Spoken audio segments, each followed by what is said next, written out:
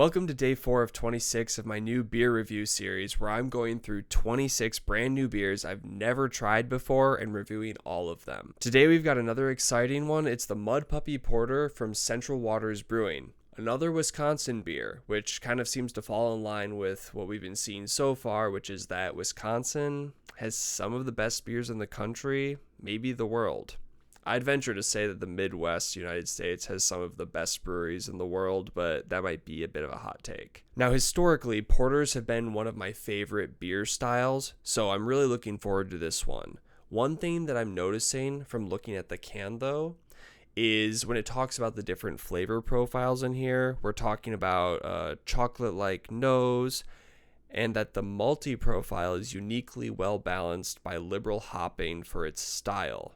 Now that really stuck out to me because when I think of porters, hoppy is not really something that comes to mind typically.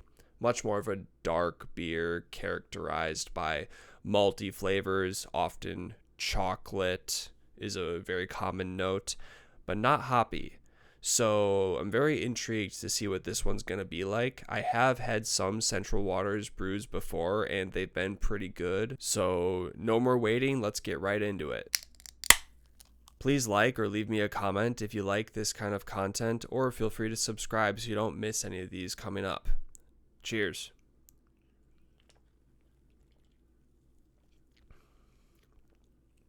Alright, getting right into it. This one is pretty unique, and it does deliver what it said on the can. If you think of a normal porter as being 100% dark, robust, and malty, this one is maybe 75% that, or maybe like 2/3 that, filled in with an extra hoppy side, which is not something that I've necessarily experienced before. In fact, the scent coming off of it, you can actually, like, the hops are very present in the smell. You can tell that they're there, but when you go for the taste, the hops are there, but they're very much preceded by the malty chocolate porter essence. So it's definitely not like an IPA or a pale ale hoppiness. There is just that undertone of like hoppy bitterness that comes in, especially at the end, but it is definitely overwhelmed and superseded by the porter, like dark malts and chocolate notes.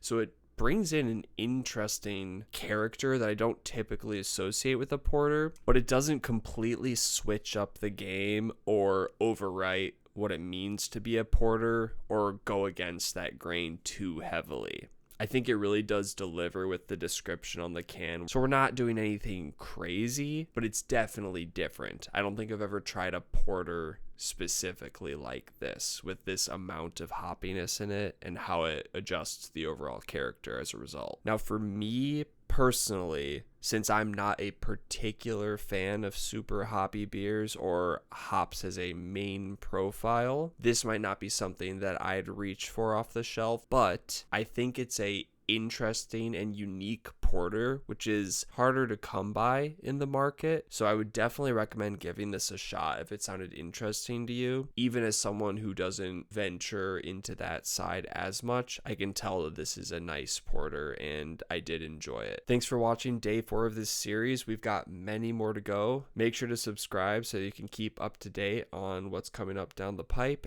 and let me know if there's any beers that you're looking forward to or any that you think that I should try. Until then, cheers.